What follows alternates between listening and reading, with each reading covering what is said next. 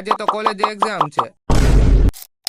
સવારમાં દરરોજની ઘોડે નીકળી ગયા કોલેજ. બસ સ્ટેન્ડ આવીને જોયું તો કૂતરો આરામથી નીંદર કરતો.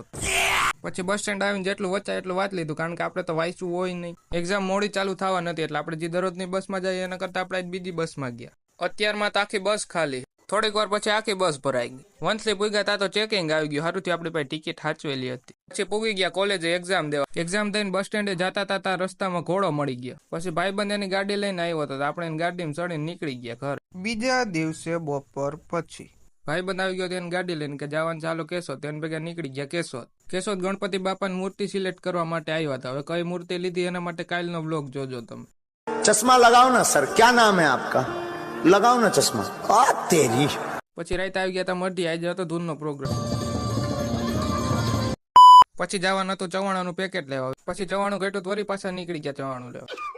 હવે બ્લોગ ના સમાપ્ત કરે.